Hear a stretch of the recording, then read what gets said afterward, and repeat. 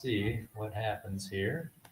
All right, so everybody, welcome here to Creation Science 102. Yeah, we're going to take it's 202. Let's see, can somebody get that door while the kids are?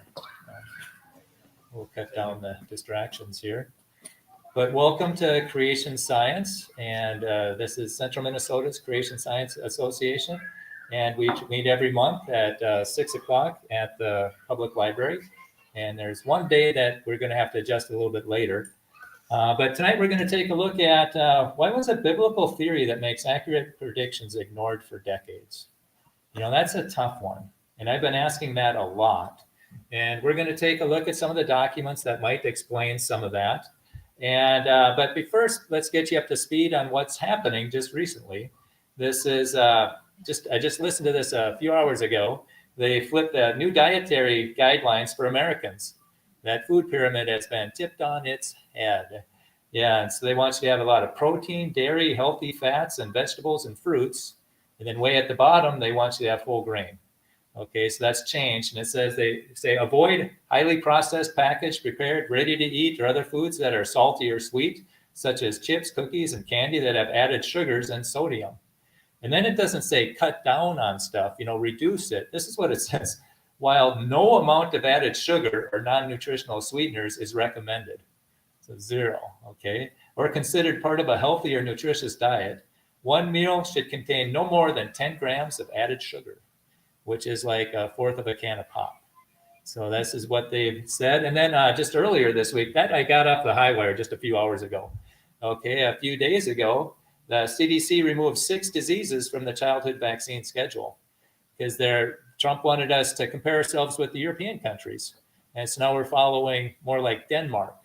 Instead of having 53 shots by the time a kid votes, it's going down to 23. So it's they're reducing that. And the ones they're not recommending anymore is the RSV, the meningococcal, the hepatitis A and hepatitis B. And they're also not recommending the flu, COVID-19, and rotavirus. People can still get them. It'll still be paid for by insurance, but that's not on the recommended schedule. And that's what some schools are using. They try to mandate that. But in every state, you have a religious exemption. There are exemptions in every state except for 5. It's like California, New York, Connecticut, West Virginia, that one's still in the court. Oh, and then if you go into cdc.gov, you'll notice the search autism and vaccines. It says that the claim vaccines do not cause autism is not an evidence-based claim because studies have not ruled out the possibility that infant vaccines cause autism. And it says studies supporting a link have been ignored by health authorities. But when you go into there, you still see it. Vaccines do not cause autism with an asterisk. So let's go down and see what the asterisk means. The header vaccines do not cause autism has not been removed due to an agreement with the chair of the U.S. Senate Health, Education, Labor, and Pensions Committee that it would remain on the CDC website. So this is not science that it's there. There's some agreement that it's there. Okay, so I just thought I'd get you up to speed on that because the mainstream media is not real fired up about talking about that. Okay, so I'll get you up to speed on what I've been doing since I spoke last in November. Spoke on Thursday, and then Monday night I had a debate with a paleontologist about the origin of Grand Canyon. And that was so much fun. And there's a reason people don't want to debate that because there's some answers he can't question that they can't answer. And then this person commented, it's so obvious how Grand Canyon was formed, and it's almost nauseating and embarrassing to listen to a secularist try to explain it. Yeah, it's a lot of just those stories. And when you go into the Grand Canyon's website on the National Park Service, they've got 4 theories and none of them work. And I submitted Walt Brown's hydroplate theory one and that one, but they haven't put it up yet. But it's going to get there. And so that was Monday night. Tuesday morning, I went to Bethel, and I'm trying to get a creation club going there. And the question of the day was, will the hydroplate theory destroy the Big Bang? So everybody comes up and says, well, what's the hydroplate theories? Then I take 15 minutes and I get them up to speed. And so, yeah, it's a good one. And then Tuesday night, I'm the guy recording the Twin Cities Creation Science Association speaker. And then that got done around 9 or 10. And instead of driving home up 94 so I can get up in the morning and get back into that traffic again, I just headed to Iowa. And Wednesday night I spoke at a church. And then Thursday I had a booth or a table at Faith Bible Baptist College in Ankeny. I want to get a creation club going there. And I was there on Friday. And then Friday night, I had an exhibit at the Reclaim Your Health conference. And so I was able to listen to doctors and hear a lot of that stuff. And then I got home on Sunday and had a week to figure out how to live stream this event. You know, December 1 to 6, there's a Hydroplay Theory Week of Celebration. We had about 15 interviews that we were going to play in the evenings, and I had to figure out how to live stream it. And didn't go exactly right like I wanted to. I had to rebuild a YouTube channel to make it work, but we made it work. And so you can see some of these interviews that we live streamed, and people came in after the interviews. That was a lot of fun. But since I was so busy with that, I didn't get to do what my favorite thing to do. Go to St. Cloud State in December and play them Christmas carols and wish them Merry Christmas. You know, I love to do that. And I could only do it once this year, and I'm doing it. And security comes up to me and asks, "What are you doing?" And I said, "I'm exercising my First Amendment freedom of speech rights that I have that are guaranteed by the Constitution." And they said, "Well, we got a call on you." And I said, "Well, did you tell the caller that free speech is for speech you disagree with?" And they said, "Well, is that your bag over there? Because there's snow everywhere, and my bag's up by the Husky there just off of the frame." And I said, "Yeah, that's my bag." And he says, "Can we look through it?" I asked him, "Well, did I commit a crime?" And then the other security guy said, "No, we don't have to look through it." And I said, if we had indoor free speech kiosks, this wouldn't be a problem. Just let us have a voice on campus. Taxpayers are funding this. If they don't have an indoor voice, they shouldn't have to fund it. You shouldn't get our money. And I said, why don't you run that up the flagpole and make everybody's job a lot easier? And you won't get calls about bags by the snow. But then they went. So that's what happens. And then I was at Christmas. We were celebrating Christmas. And I'm playing a game at a table. And my sister-in-law, she says, "Is this your book?" This is Walt Brown in the beginning. "Is this your book?" And I said, "Yeah, that's my book." And she goes, "It has the answers." And I said, "Yeah, I know. It's a great book." And she said, "I love science." That's awesome. And she said she got kicked out of youth group when she was in 6th grade because she asked about dinosaurs. And I said, "You're kidding." And she said, "No." And I said, "Well, what did they say?" And she said, they told her that her questions were hurting the faith of the other students, and they kicked her out. So this is the 3rd time that dinosaurs have been a stumbling block for Christians. And, dinosaurs, that's the gateway to evolution. Evolution's the gateway to atheism. And so we have to take the dinosaurs back. So just so in case people don't know what's happening, or dinosaurs, they were land animals. So they were made on day 6 with the other land animals. And then 2 of every kind of dinosaur got on the ark. They were young ones, so they could get in the door. And then the flood came and killed all the rest of them and all the other people outside the ark. And some of them turned into fossils because they got buried. And then they got off the ark and people called them dragons. And when I said dragons, you could see that her eyes just light up. The light bulb went on. Oh, yeah, these are dragons. And then I said, and people killed them and they carved them in castles and temples and canyons. So that's the real story about dinosaurs. And the churches, we're really dropping the ball on that. But and then this book here, look at this. How much do you think this was worth? Try to get this on Amazon, $250. It's a $30 book. It's going for $250. And so, that's all my college books. Man, I spent $215 on 2 books. And I thought, well, I'll just sell them back at the end of this quarter or semester. They'd give me $10 for one and nothing for the other. And so that was a bad investment. But this is a good investment, but people want it. And then there was another one. This one was a 2008 copyright. This one's a 1995 copyright. And I had a screenshot on December 26th where it was going for $480.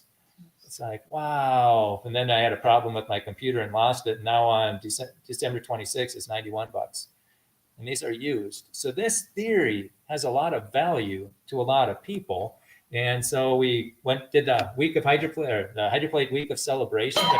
If you want to see what happened at that, that week, we made a new channel for it. And so you can see what happened Monday, Tuesday, Wednesday. And this is this came out of that week of celebration. Justin Wilson made this. What is the major geological structures of Earth? Its mountains, ocean basins, canyons, and fossils could be explained by a single catastrophic event. What if one theory could tie them all together? In this documentary, we explore the hydroplate theory, the idea that before the flood, a massive ocean was trapped beneath Earth's crust, sealed beneath a thick layer of rock, and compressed under unimaginable pressure. According to this model, the day the crust finally ruptured along a global fault line, the subcrustal ocean didn't just leak out, it erupted. Water blasted upward through the cracks in colossal walls of water and superheated vapor, shooting with such force that much of it actually exceeded Earth's escape velocity. These violent jets, called the fountains of the deep, tore apart the crust, releasing the pressure that held the continents stable. As the water escaped, the crust fractured into enormous blocks, or hydroplates, which began sliding across a lubricated, water-rich base. Their rapid movement reshaped the entire planet. Mountains rising from compressional collisions, ocean basins forming where plates sank, and vast sediment layers burying organisms across entire continents. The hydroplate theory proposes that Earth's defining features were not carved slowly over millions of years, but in a short, catastrophic sequence triggered by the planet's own internal structure. This film will examine how such an event could occur, whether the evidence matches the theory, and why this model challenges the traditional timeline of Earth's history.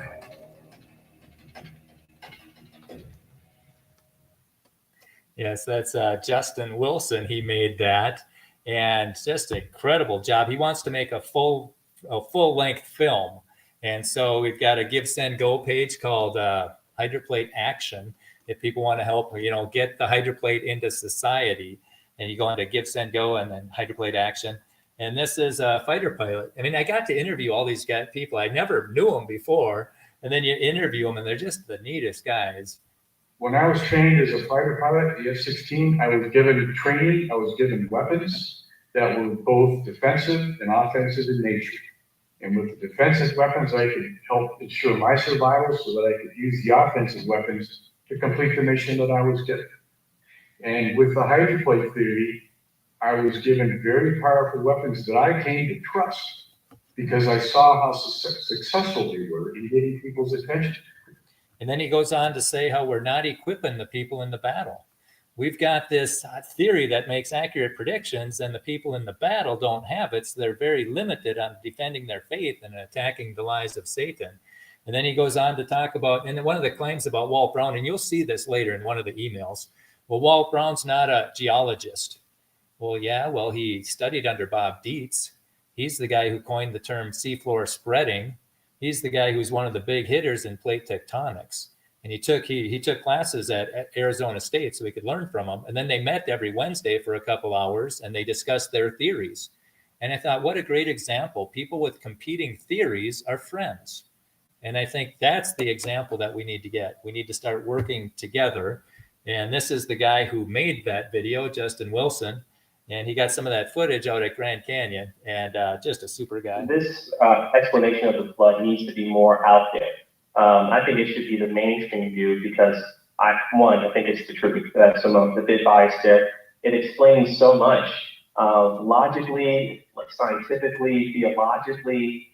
The hydroplate theory is very broad and it explains so much, not just on Earth as far as like how Earth looks, but also why the moon is the way it is, why Mars is the way it is, why there's so many asteroids and comets out there. That I don't see that many creation theories or hypotheses that like encapsulates all that. Yeah, and that's true.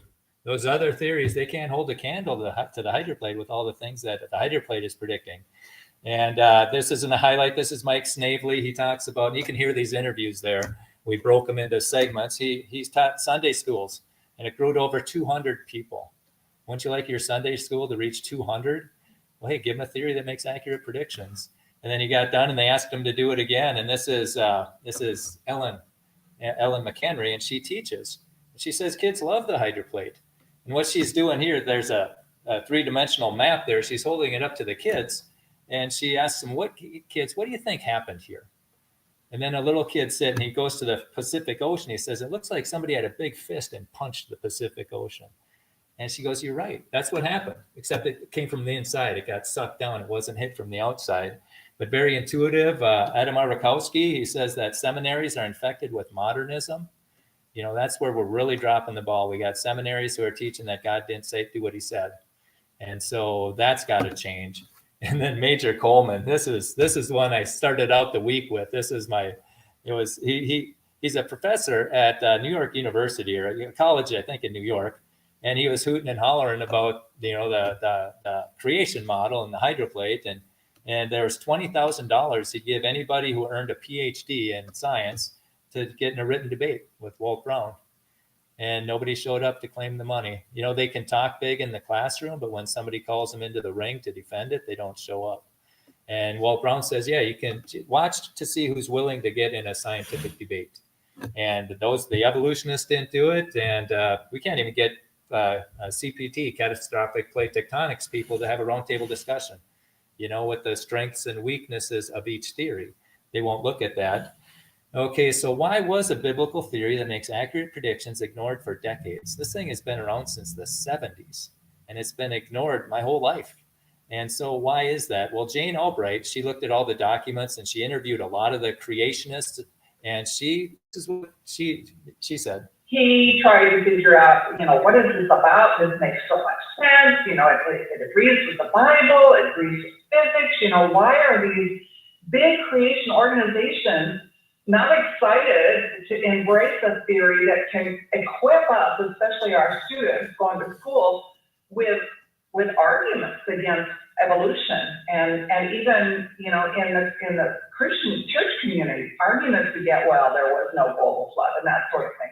Where we are today is just a lot of resistance to the hydroplate theory, because one, it's such a paradigm shift from the accepted paradigm of the Earth's crust and so forth. And then also some things that were said about him personally that were untrue, that damaged his reputation and caused people to turn away from his work, unfortunately. So Kevin tried to, deal with that in a biblical manner without much success, really, over the years.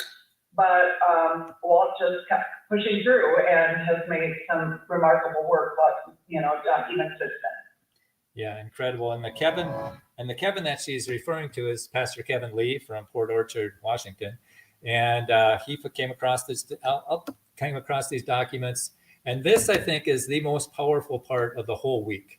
I think his interview is so key, and then this part of his interview is so powerful. Walt Brown got blackballed a long time ago, back in the 90s. One geologist plagiarized Dr. Brown's work.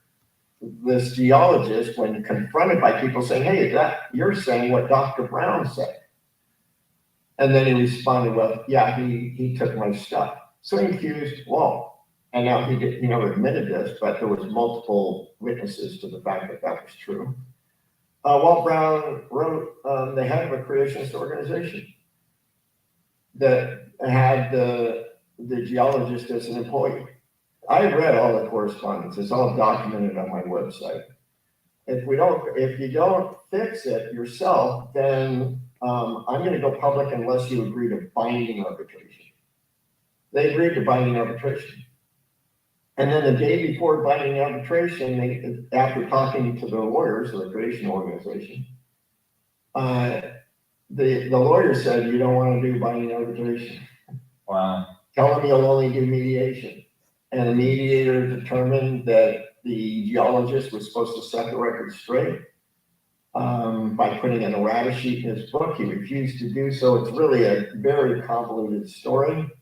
Then somebody spread the rumor that you'll hear today, and the other leaders of the creationist organization, Walt doing mediation.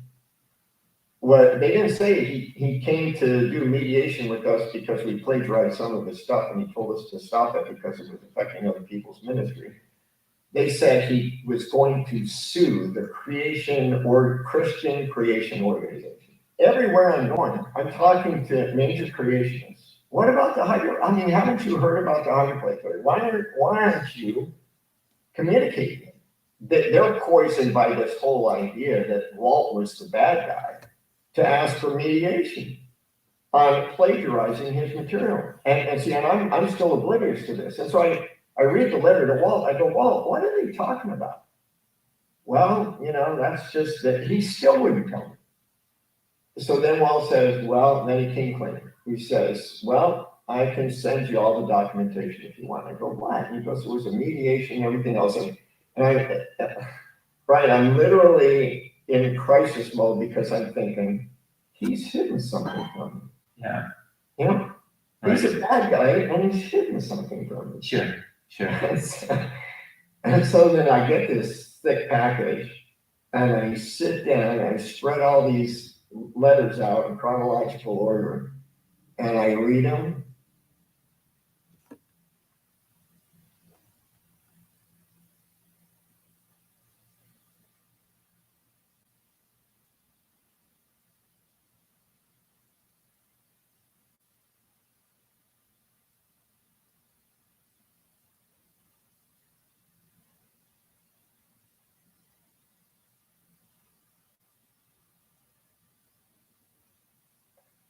And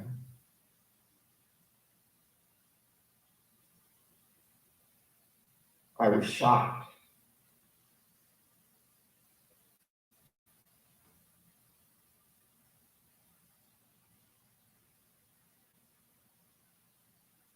At how horribly mistreated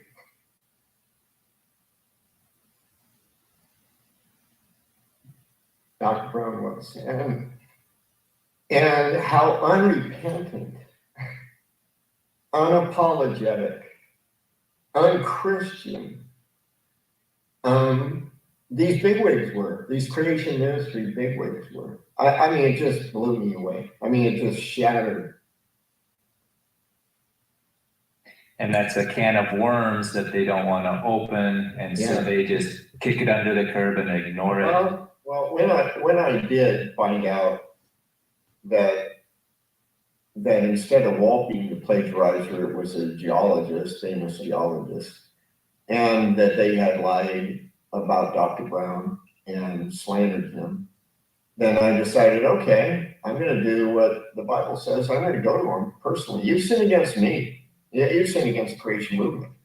Here's all the documentation. I took all the documentation and narrated it with all the letters back and forth, and I sent it to the geologist, certified mail, and telling him I was going to do so, and I wanted him to correct any errors if he wasn't going to repent, then I was going to do what the Bible says and tell it to the church. And so then the certified mail got returned to me without opening. He didn't open it. And so I go, okay. And so then I published it at our website under is AIG ICR helping or hindering part 1, 2, and 3. That telling the whole story of trying to get the hydroplate theory communicated, at least get a hearing instead of being blackballed. How do we get past this? One, it would be for the geologist especially to come clean. Organizations to come clean, for them to maybe even listen to this and realize, wow, I was told slanderous lies about Dr. Brown. I mean, I thought he was going to sue this creation organization. If I could pastorally talk to any of these guys, I would say, and you ought to do it before you die. Exactly. Before the guy that has a lot more than my documentation. Exactly. He's looked inside your head and knows the motivation. That's why we're bringing this up, where they can still clean their conscience before they have to give, before they have to give an account. Yeah. I wouldn't want that on my conscience, and we're giving them an opportunity to get it off of their conscience. Exactly. And so it's kind of sad what happened there. And I think that's one of the reasons why the hydroplate theory is censored. They don't want to deal with what happened in the past. And, there's all those documents and they're available online. I read them online and people can see that. But if you want to see what actually happened, you can go into hydroplate.org and hit hydroplate resource, and then go down to hydroplate controversy, and then you're going to go to this timeline. And it's a really neat timeline where you can, you can see what happens in order, and you see 1994, it's all bunched up there. So you can hit the magnifying glass and it'll spread it out. And then you can just click on it, and you're going to get the document. And then you can do the next document. There's arrows, so you can go all the way through. And otherwise you can just go to this HPT doc list. Boom, there they are. There's 3 pages of them. And the second one the second one is Dr. Walt Brown's first letter to the geologist. And so we're going to take a look at, this is what he said the very first time. He said, "For 3 years, I've become increasingly puzzled and disturbed by calls from many people who allege that you claim I have plagiarized your work. Is this true? According to them, you are saying that I stole your ideas that Grand and Hopi Lakes overflowed and carved the Grand Canyon. I hope these individuals misunderstood your comments," because that's what Walt Brown was preaching about years earlier. And then he heard that this guy was saying the same thing, and he ignored it. And then he heard that they were stealing it. But anyhow, let's go on. And so this is the geologist's letter back to him. Enclosed is the April 1989 version of the tour guidebook, copyright 1988. Down at the bottom, these publications would appear to prove that I am the first creationist to propose the breach dam theory for the origin of Grand Canyon. And then Walt Brown, he looks through that thing and he says, having a 1988 copyright on a book that was slightly modified and published in 1989 reminds one of backdating a letter or check, because in the 1988 copyright book, they have 1989 information in it. And then the geologist said, "Oh, I guess I put that date in there by mistake." And then you heard how they were going to do arbitration, and that fell apart, and they did mediation. So here's Walt Brown's notes from the mediation. "I have never gotten upset when someone fails to reference my work, or even when they claim it as their own and copyright it. When this happens, I consider it a compliment. However, if someone does this and hear others working with him announce that I stole it, then I must act. This means hitting the priority issue head on, because if this was all about priority, they would have done it years earlier. Okay, but reputations and person's effectiveness are easily damaged by such loose talk, especially when the allegations are made behind your back." And he said, and the judge asked him, "Well, what do you think should happen?" He said, "Well, no one should dispute the name Grand Lake.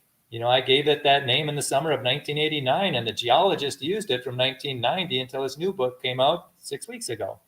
So they're both using the name. But now he calls it Canyonlands Lake. And I was in a museum somewhere and I saw Canyonlands. It's like, where does that come from? And then down at the bottom, one of the mediators asked if I could guess why the geologist suddenly came up with a different name. And we chuckled, and I said I had no idea, but couldn't get into his mind to be sure. Or I had an idea, but couldn't get into his mind. And Peter said he wanted to distance himself from your ideas. And I nodded in concurrence. Okay, so this is what happened at the mediation. The first step in the process was for me to draft an errata sheet to be placed in all unsold copies of the geologist's latest book on the Grand Canyon. And then if there's less than 1,000 copies of the books remained, it could wait until the next edition. So the number of books is important. And we're going to come back to that after we finish this up. And then he also had notes here. He says, "I asked the geologist if he had recently mailed a letter asking for criticism of me. The geologist looked puzzled and said he had not. I looked him in the eye and waited for a few seconds and said that he had done so. A few more seconds of silence passed. You even sent a draft of what you wanted said, but asked him to put it in his own words. You suggested it say, Walter Brown had taken work belonging to others and some people were bothered by it. Finally, you said, there was no need to contact Walter Brown. More silence, while I decided whether I should mention my source of information. You sent such a letter to X. The geologist said that he had made a phone call to X, and I had contradicted the geologist saying, no, you sent a letter, and that letter was read to me over the phone. I repeated the gist of the letter. The geologist finally agreed that he had. I asked him why he had not contacted me first, if he had felt I'd done something wrong. And the geologist did not answer. I told him Doing so would be the biblical approach, and he might have been surprised had he done so. Then I asked the geologist's boss, were you aware that the geologist was doing this? And the boss stammered, but didn't answer. This spoke volumes. Then I said, this is an example of derogatory and damaging things from your organization being spread about me. Finally, with a puzzled look on his face, the boss seemed to recall hearing about some contact being made with X. The geologist then told us what X said. Again, I had to contradict the geologist. X only declined to make a statement. I know because X sent me a copy of this letter, of his letter back to you. And the geologist was silent. And the geologist had been caught lying. I didn't dwell on it, but everyone in the room heard it. I've always been impressed with how sincere the geologist sounds when denying any wrongdoing, even with the evidence of his false statements in front of him. His denials has always sounded so convincing that I wondered if somehow the evidence was wrong, or if he had fooled himself. It is always best to follow the evidence. And so he's got this notes and he sends it to all the people that were in the mediation thing, and he wanted them to correct any misinformation. And nobody contacted him saying it was wrong. Okay, now we're going back to the books. If there's 1,000 books or more, an errata sheet needs to be made. Okay, this is from June 21st, 1994. In the presence of the mediator, the geologist asked if we could omit the errata sheet that he was to place in his book. And the geologist's reason was he would publish a new edition soon with the corrections. Brown proposed that the errata sheet would be omitted only if there were less than 1,000 copies of the book remained. Everyone agreed. Everyone agreed. So now he's trying to figure out how many books there are. So then a couple of weeks later, Brown wrote and asked, how many books are there? And then 2 weeks after that, he gets a response saying, the first printing of my book will soon be exhausted. So he didn't get a number. And so weeks go back and forth, back and forth. Then in August, like a month later, they counted the number of books on the warehouse, only 750 copies. And he says, the number of books in the warehouse is not what's important. How many books are there? Okay, and then finally, long story short, go down to the bottom, September 27th. So this is months in the doing. Brown called the geologist and asked if he would join Brown in a conference call to the business manager and ask how many books remained. And the geologist was adamant, I will not. Brown said that he would then call the manager himself. And the geologist said that the manager would tell Brown that it's none of his business, none of your business. And so then the next day, Brown called the manager and explained why he needed to know how many copies remained. And the manager said that there were more than 1,100 books that remained. So there should have been an errata sheet printed, but it never happened for whatever reason. So that kind of goes away. And now, 12 years later, Pastor Kevin Lee gets involved in this.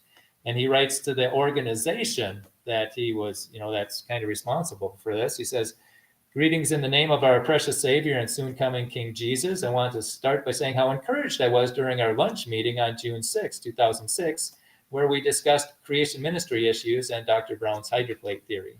So this guy says, we discussed the idea that the truth must be our primary objective. Only the truth honors God. And then he got a response from that organization that says, it is not in our best interest to carry out your recommendations.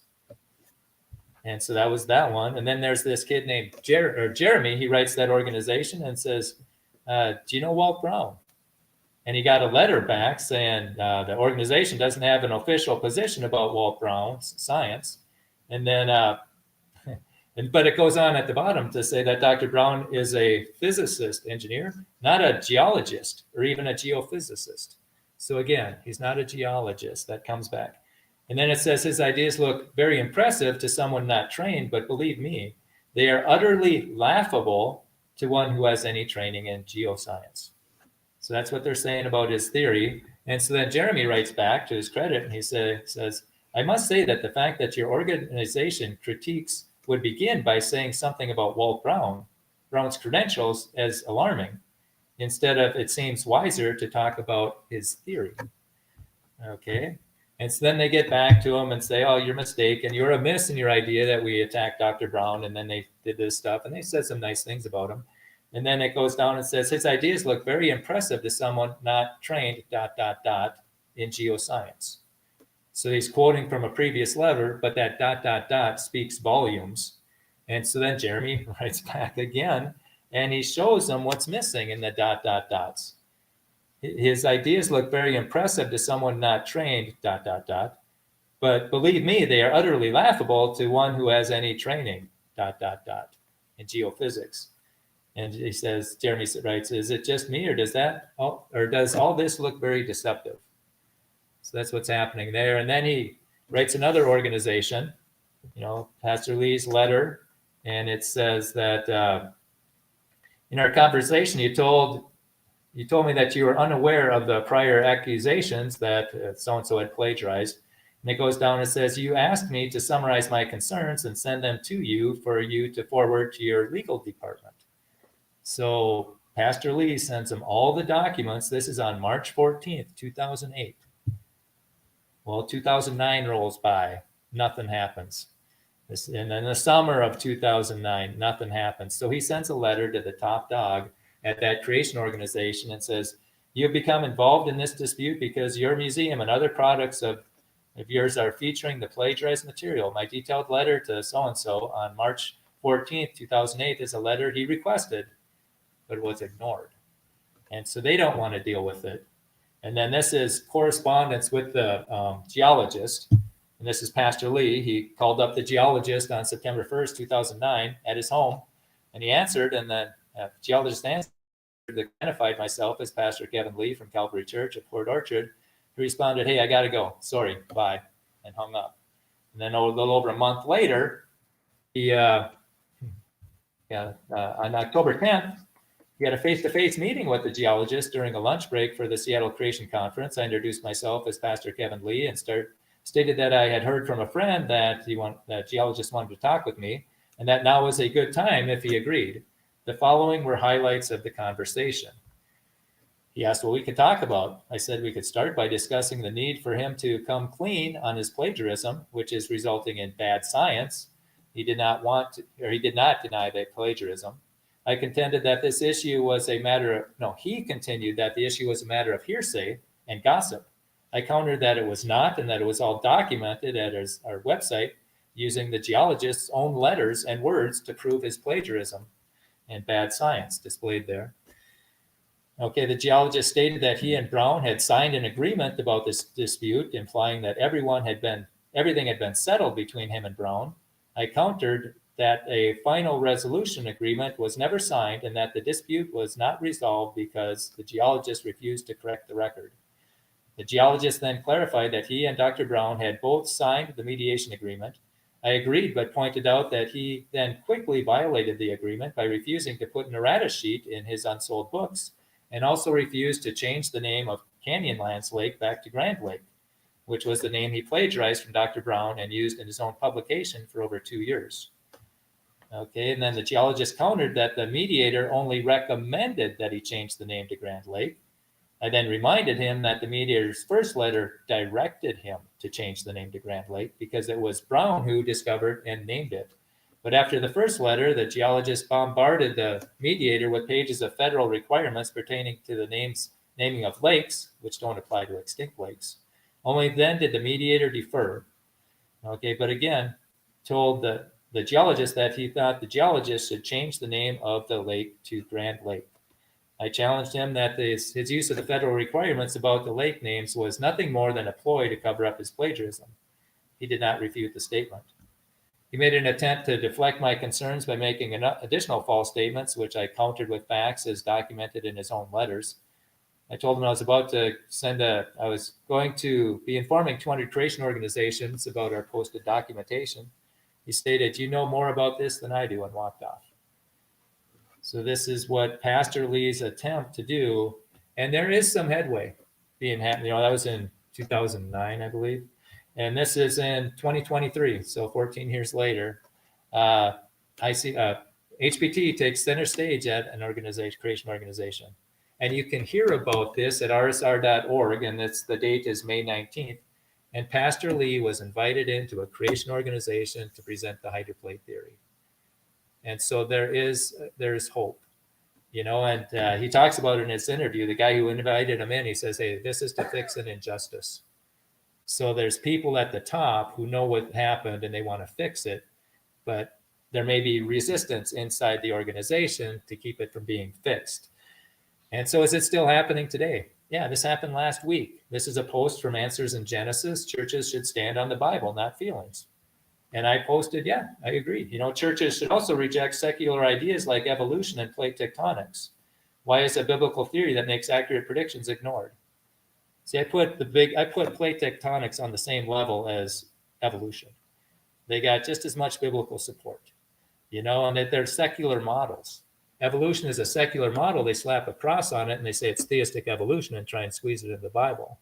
Plate tectonics is a secular model and they speed it up and say it's catastrophic plate tectonics and try and squeeze it into the Bible. And yet we have a theory that makes accurate predictions where we don't need any one of those theories. And so that's what I posted. And then a creation director, he's not from AIG, but he's from an organization, a smaller one. He says, just a heads up to anyone unfamiliar with young earth creation beliefs, nearly all creationists believe in plate tectonics, as do the geologists and scientists who work for the leading creation organizations. Now, Mr. Lauer does not speak on behalf of the creation community, and we do not support such fringe theories. Neither does Answers in Genesis support the idea of hydroplate theory for its many scientific problems and overstatement of claims. So I responded, you are speaking very authoritatively. How much of Dr. Walt Brown's book did you read? That's an important question. Do you know what you're talking about? If you haven't read it, you are just going on hearsay. Okay, and he said, what are the many scientific problems with HPT? Because that happened to me. I heard a creationist speak one time, and he said that during Q&A, I asked him about hydroplate. He said it doesn't work, and I asked him why not, and he says it breaks laws of physics, and I asked him which laws of physics, and he said, I don't know, but the geologists I know don't go along with it. So these geologists on top, who have their own models, are cutting the legs out from Walt Brown, and everybody's believing it. And so, yeah, he never did answer that question. And then I go on to say, are you aware of the scientific problems with subduction? See the page, and I gave him a place to go where he could see what the problems with it. And then once again, why is a biblical theory that makes accurate predictions and is validated by NASA discoveries ignored? Then I requote some of his sentences with my spin on it. You know, just a heads up for anyone unfamiliar with past groupthink, nearly all creationists once believed in the canopy theory too. Hence, we do not appeal to authority or majority to determine truth. And that's what he did. Those are both logical fallacies. You appeal to the majority and the authority, but that's not how you do it. Shouldn't people see both flood models and think for themselves instead of presenting one model as dogma and calling the other one fringe? I mean, let people think about it instead of just excluding it and poisoning the well. And then, by the way, what accurate predictions have been made by using CPT? And I emailed one of the big hitters, probably the biggest hitter for CPT, and asked him that question, and he said, we don't make predictions. And I asked, what biblical support does CPT have that distinguishes it from other flood models? I asked the big hitter that question too, and he said Genesis 6, 7, and 8, which are just the flood chapters. That's any flood model. Okay. And then I said, well, it would be interesting to see which creation organization allows people to think about flood models first. And that's the challenge I have. Which museum is going to allow people to think? You need to see both sides if you want to think. Otherwise, you're just seeing one side and memorizing. And so we'll see. I think the organization that does that first is going to, there are people in future generations that are going to look back to, those are the leaders. Those guys could lead us. Okay. And then I said, you know, this is what Walt Brown says in his book. You know, a subducting plate would experience too much resistance in driving down through just the top of the mantle. See, they got plate tectonics. There's not enough sediment in the ocean for millions of years. So they say that must have got recycled. It gets subducted. And this is their theory. The blunt front end alone would stop movement. Also, the unspecified force needed to overcome these resistances would, if a pushing force, crush the plate, or if a pulling force, pull the plate apart. Okay, so it's not going to work, and there's a whole bunch more. And this is rather eye-opening too. You know, I was trained as an engineer, and, you know, I don't think I ever took a geology class. And so I really didn't know what the field entails. But it just really, again, it seemed like all these people with advanced degrees in geology, right? And as I talked to them, I really had a hard time getting to discuss to even some of the more basic technical issues, like why seduction can't happen. Right. Because of the strength of granite and what happens under pressures and how it really can't slide granite. You can't, a simple force diagram shows that doesn't happen. And people that I talked to, their eyes would just glaze over. So maybe I shouldn't even talk about this, but I did my own little deep dive and I started digging into, well, what do geology schools actually teach? So I started pulling up top geology schools and I looked at the coursework. What do you have to study to take? And I was shocked at how little real hard science there is in the curriculum. Yeah. A lot of observational stuff, a lot of stuff around minerals and dirt and stuff like that. Not a lot of physics, chemistry, strength of materials, energy, fluid flow, things that you kind of need to know about if you're going to study something so dynamic and catastrophic as the global flood. They don't think. Yeah, and I think that's why Walt had the advantage. He understood energy and mechanisms and forces, and he looked at it from an engineer, and he could put it together. And it's with his accurate predictions and his So I just throw that out because if people shouldn't be intimidated because geologists don't believe in it or whatever, because and so we don't have to be intimidated by the degree. When I did that hydroplate week of celebration, I had 3 goals. One, I was going to honor Walt Brown. And the way I was going to do that, I want to get this into the next generation, because if we don't get it into the next generation, it's going to fade into history and all his work will just go by, and that's going to be a crying shame.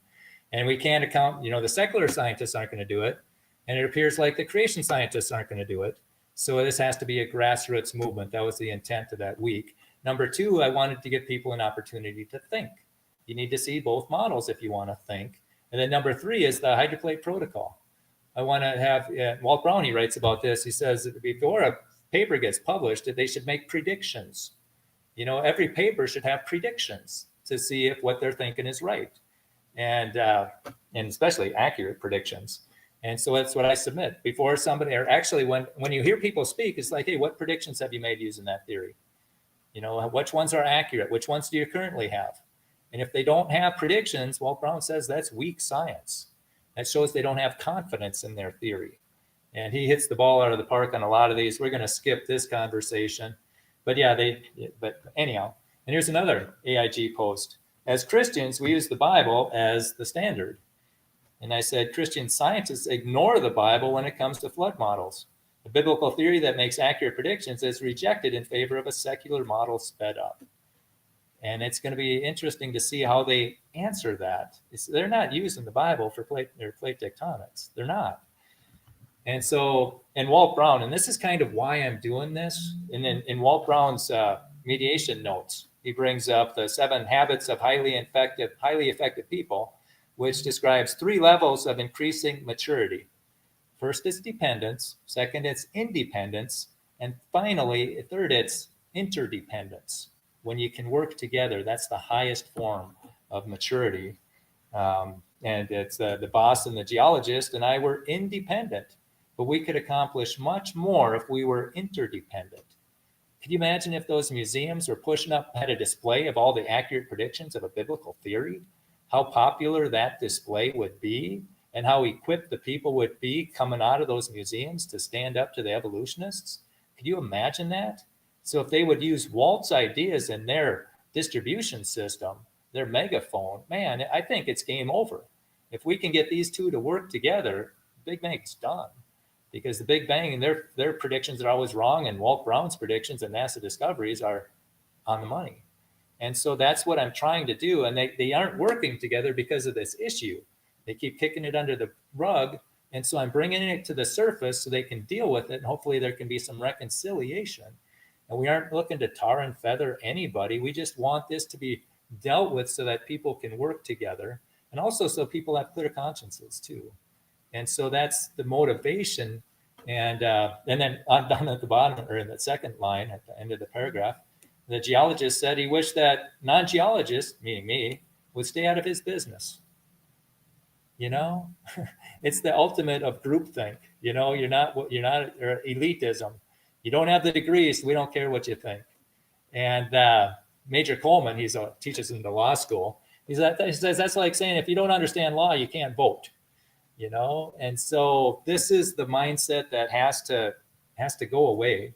And so I wrote a letter to the editor of a creation science peer-reviewed creation journal.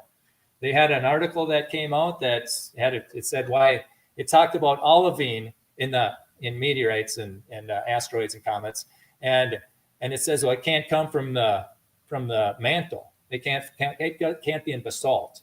So they were using an outdated book to make this claim. We don't say it was basalt, we say it's mantle now. But they won't know it because we're slow at getting the books published. So that's part on us too. And so they said that, and so I wrote the letter. And I said, dear blank, thank you for the article, in your fall edition. In the writer's attempt to show a flaw in the hydroplate theory, he actually brought up another confirmed prediction by Dr. Walt Brown. Why didn't the writer mention that Dr. Brown predicted olivine would be found in comets and asteroids at least 5 years before NASA discovered it? Because I went into ChatGPT and I said, when did Walt Brown predict olivine and comets? And it said 2001 and before. And then it said NASA discovered it in 2005. And so there's another accurate prediction, but the writer ignores it. Okay. And then this brings us to the elephant in the room. Why was a biblical flood model that makes accurate predictions ignored for decades? Why is a biblical theory that is validated by NASA discoveries disregarded in favor of a theory that doesn't make predictions or have specific biblical support? Why do authors neglect to mention the astoundingly accurate predictions made using the hydroplate theory? And I gave them a link. And I said, Walt Brown offered $10,000 to anyone with an earned PhD degree to participate in a written debate. Nobody accepted. Not even the creationists were maligning them. And Standing for Truth Ministries on YouTube has an open microphone for anyone who wants to participate in a roundtable discussion about the strengths and weaknesses of each theory. But CPT experts declined this invitation. We've been trying to put this together for over a year, and they come up to excuse after excuse. And so we finally just had a hydroplate seminar instead of a roundtable discussion. And Dr. Thomas Chamberlain wrote a famous paper over 100 years ago. He argued that there should always be multiple working hypotheses so people could sharpen their analytical skills, think critically, and compare and contrast. Otherwise, people just memorize and conform. Only presenting one theory as dogma is what the evolutionists do.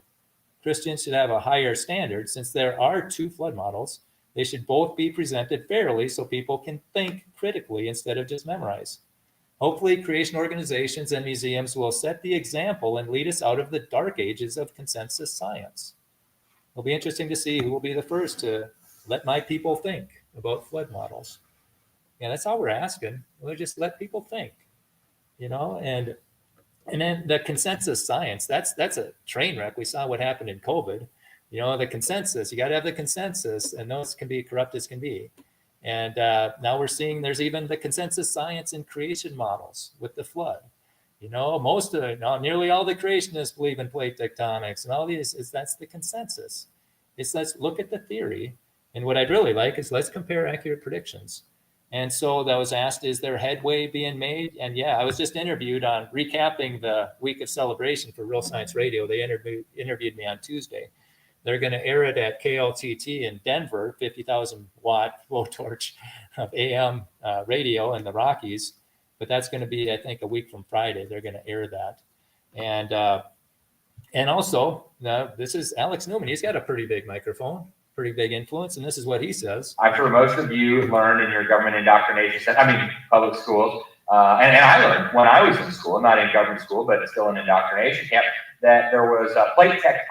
Whatever, and I had no reason to doubt that. But I was at a conference, a homeschool conference, just a few months ago. I gave the keynote talk there on some things, and I ran into a very interesting individual who said, no, plate tectonics is not really what happened. And he introduced me to this thing called the hydroplate theory. And it was so fascinating. I watched a few videos about it, and I don't know enough to know whether it's correct or not, but I know enough to know that this ought to be heard. In fact, this, to me at least, makes just as much sense, if not more, as the plate tectonics theory, and it seems to be pretty in line with the evidence and with what the Bible teaches. And after watching some of those videos and looking at some of this evidence, I agree with you. This is something that at least needs to be considered. It's something that scientists need to look at and come up with some explanations for. I would strongly suggest Real Science Radio, rsr.org, then listen to the Walt Brown interviews. Go to rsr.org/HTT. You see this cover, and then there's a 9th edition button underneath it. You can click it and download it for free. Yeah, they changed that. The PDF's not available anymore. But the flip book is the brand new book that's supposed to be printed whenever. I've been hearing that for years. But there's a flip book. If you go into hpt.rsr.org, there is a flip book where you can see the updated version, the one that's going to be printed. So that's still there, which is a tremendous blessing. Okay, and so I encourage people to go into the week of celebration and hear these. Listen to these interviews, listen to the promos. It's amazing the support that's out there, and it's being ignored. And this is what I think needs to happen. This is one of the interviews. This is Naylor, Matt Naylor.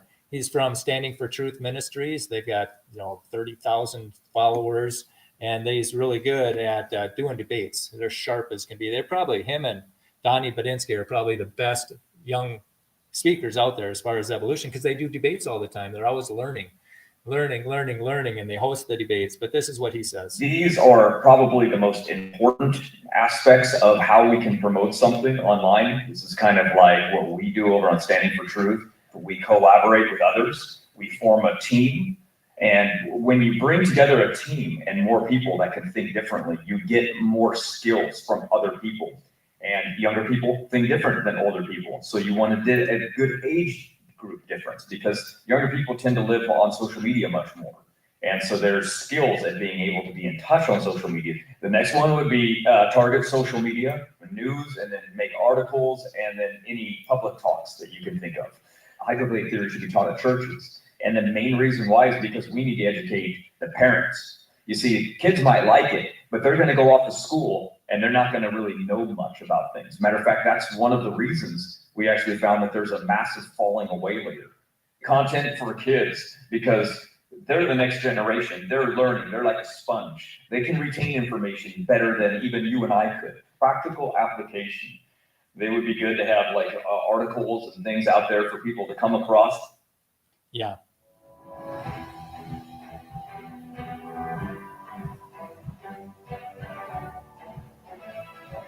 Yep. And so that's where we're at, and if people want to see some of these documents, it's fascinating, really. It really is. You go into hydroplate.org and hit the hydroplate resources, and then go down to see hydroplate controversy. And then also up here, it says the document list, HPT document list, and they're all right there. And you notice we didn't name any names. I didn't mention any organizations, because we don't want that to bias anybody. We want you to look at the situation and say, okay, if this happened, what should happen to make it right? And then you can go in and see who it is. And then it could be like that Nathan and David, thou art the man. It's maybe this could happen, and we can help this. So let's see where we at. We'll, we're going to wrap this up real quick. And the main thing is, here we go. We want a decentralized creation movement. We can't wait for the gatekeepers to let us think about flood models. They're not going to let us think at this point in time. We have to think on our own. So it's going to be non-centralized. We aren't going to wait for whoever speaks for the creation community, like that director said. And there's a Give, Send, Go page for Hydroplate Action, and where we can get some funding to have conferences, make videos, make movies. And then I'm putting together a team. It's called hydroplateteam@gmail.com. Hydroplateteam@gmail.com. This is people from whatever to use whatever skills that they can to help the hydroplate get into the mainstream. Because when it gets into the mainstream, we're going to get rid of this consensus science dark ages, and we're going to destroy the Big Bang. And so that's what we're looking for. And I encourage everybody, if you don't do anything else tonight, just go into hydroplate.org and click here to subscribe for the e-newsletter. That's something that's new. It's going to come out every month or two. So then you'll know what's coming. You'll know when the book's available. You'll know when the conferences are. You'll know when another NASA discovery comes about. So that's what we're looking for. We're looking for, just people that basically, it shouldn't be controversial. Let people think about flood models. Don't teach one as dogma and call the other one fringe. That's not science. And so with that, thank you so much for your attention. I appreciate that. Does anybody have any questions? Oh, wait. Yeah, yes. Right. This geologist is quite elderly. Do you think when he dies, the organizations will be more reasonable about this, or are they so invested in believing what's not true? Well, it makes me think of that saying, science advances one funeral at a time. And, and that's what, he was invited in, Randy Galuza, he's the president of ICR. I have so much respect for him. When he took over, he said, he's been advised to promote the ICR brand. He says, I'm not doing that. I'm promoting creation. And he's the guy who invited Pastor Lee to come in and talk to his scientists for 4 hours. So he's the guy, I think, that he wants, people to think. He wants, basically invite him in and say, hey guys, I want you to see, what's out there. I've heard what people say about the hydroplate theory people. I'd rather hear what the hydroplate people have to say. And so there's a big step right there. But that was in December 8th in 2022. And So has Galuza studied the hydroplate theory? I'm not sure. I'm not sure if he has or not, but I think he's heard about the situation. And apparently, and you can hear this in Pastor Lee's interview. He says when he introduced Lee, when he was saying, he said, this is to correct an injustice. This is to fix an injustice. And he gave Pastor Lee the microphone, which is a tremendous step forward. This dam of censorship, I think it's embarrassing for organizations and for people, and they'd rather not deal with it. But that was a small crack. That was actually a huge crack. He gave him the microphone. And so again, and Dr. Galuza is going to be speaking at Northwestern on April 21st. And so I'm celebrating, that's Dr. Galuza Day. I'm going to do whatever I can to get as many people there as possible.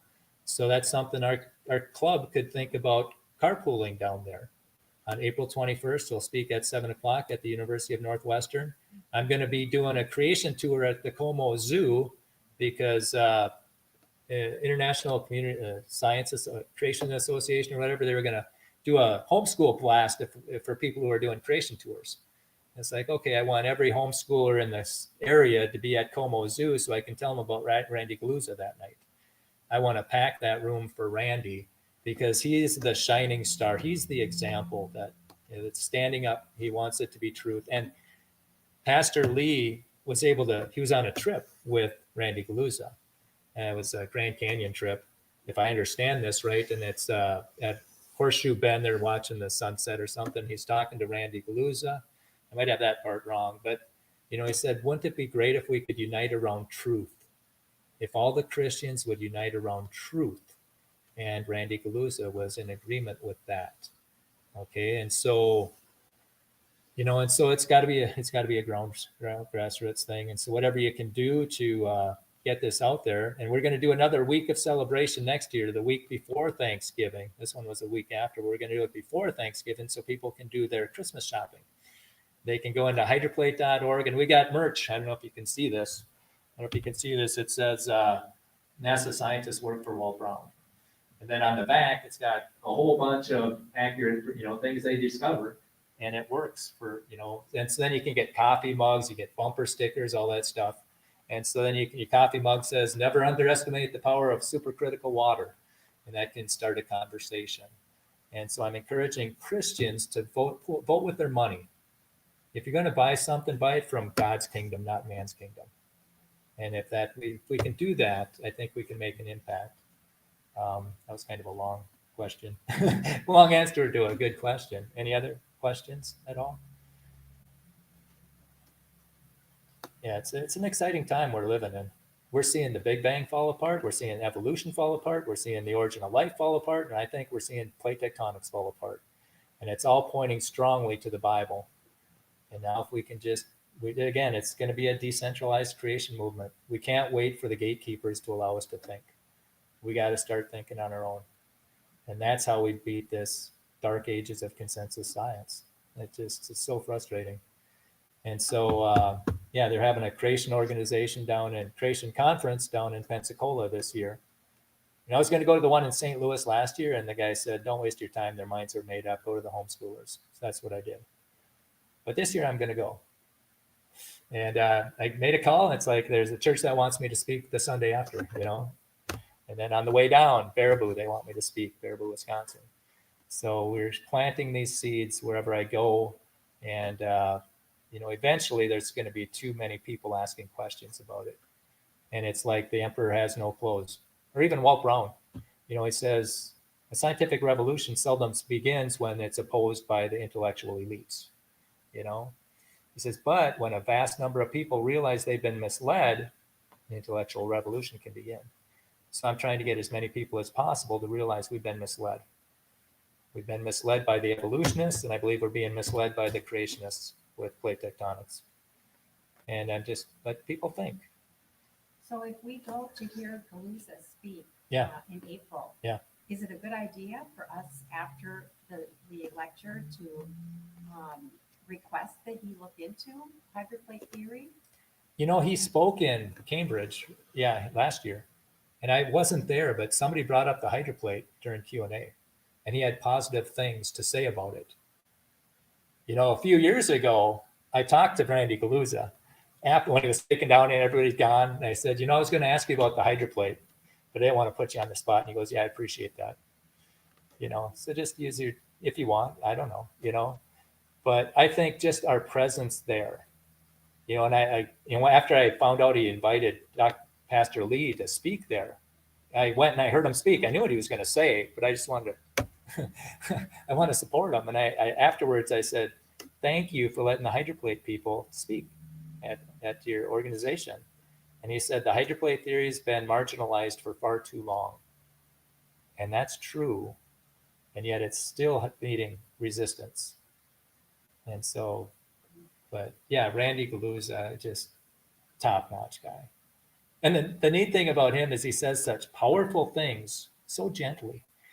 You know, I don't know how he does that. I got to work on that, but he's just powerful and he knows what he's saying. He stands strong, but it's very gentle the way he says it, very likable. So yeah, I think I would encourage, you know, that could be an outing, you know, who wants to carpool down to hear Randy Galuza, you know, start at 7:00. Otherwise, you can Zoom it. No, yeah, well, our tech, we're still working on our tech. You know, I was speaking down there, and and it was somebody up here, a college student, was watching it on Zoom, and then for some reason we lost our sound, so she couldn't hear it. So that's an option. So it's better to be there in person, and then you can thank Dr. Galuza personally. You know, that's something as a speaker I really appreciate encouragement. You know, because I get a lot of slings and arrows, but it's neat when people encourage you, especially if they do it personally. Any other questions, comments? Yes. We may just mention if people, anybody here that isn't on the mailing list or the email list, there's a sign-up sheet over by the door. You want to get on a list so you get notices of these meetings. Yeah. Did everybody get an email on Sunday? I got the one out today way late. But if you're not getting emails, just let me know. But yeah, I'm looking forward to this year. I think this is going to be a year of tremendous progress. I can see the hydroplate gaining traction and the whole creation movement gaining traction. And we're not taking the summer off again this year. That didn't work very well. We got to talk to a few people, but I think it's good to keep up to date on what's happening. And then again, if you guys have any ideas on topics you want covered, you know, we'll try to make them happen. So anyhow, well, thank you so much, everybody. Thank you for coming, and hopefully we'll see you next month. Thank you.